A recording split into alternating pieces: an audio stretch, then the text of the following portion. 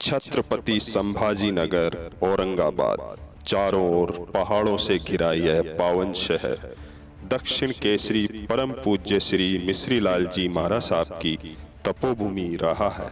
लगभग 10 एकड़ में फैले इस विशाल प्रांगण में गुरु गणेश की प्रतिमा, मिश्री बाबा का समाधि स्थल तथा गुरु मिश्री के शिष्य श्री संपत मुनि जी की समाधि विराजमान है।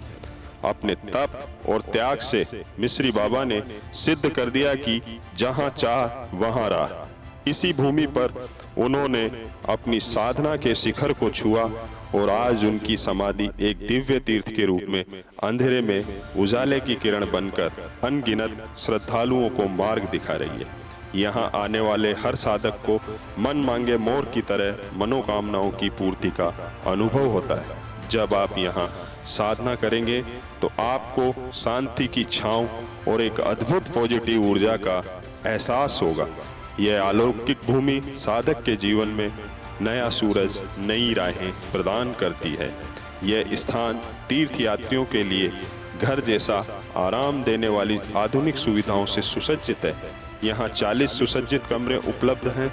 यात्रियों और छात्रों के लिए आधुनिक भोजनशाला है, जहाँ सादगी में ही असली सौंदर्य के भाव से स्वच्छ एवं सात्विक भोजन तैयार होता है और जमी गंध का उपयोग नहीं किया जाता। साधु संतों के लिए स्थानक भवन तथा लगभग 500 गायों की विशाल गौशाला यहाँ की आध्यात्मिक व सांस्कृतिक धरोहर है।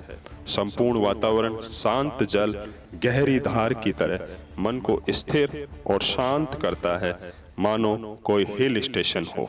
अवश्य पधारिए मिश्री बाबा की इस चमत्कारिक पावन भूमि पर, जहाँ ईश्वर के घर देर है पर अंधेर नहीं की तरह हर साधक को दिव्यता की अनुभूति अवश्य होती है।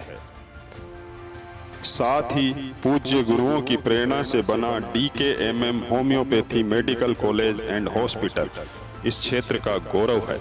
यह संपूर्ण भारत में होम्योपैथी के क्षेत्र में तीसरे नंबर पर प्रतिष्ठित है। यहाँ लगभग 500 से 600 छात्र छात्राएं अध्ययनरत हैं। उनके लिए सेंट्रल लाइब्रेरी तथा उत्कृष्ट हॉस्टल सुविधाएं उपलब्ध है, जो यह सिद्ध करती है कि विद्या धन सर्वश्रेष्ठ धन। भविष्य में भी यहाँ कई महत्वपूर्ण योजनाएं प्रस्तावित है, जो इस पावन प्रकल्प को और ऊंचाइयों पर ले जाएगी। इसलिए एक बार इस दिव्य भूमि के दर्शन करने अवश्य पधारें। निश्चित ही यह यात्रा आपके जीवन में सत्संग से बढ़कर कोई संग नहीं जैसा अद्वितीय अनुभव प्रदान करेगी। तो अवश्य पधारें, अवश्य पधारें। पधारो मारे देश। जय जिनेंद्र।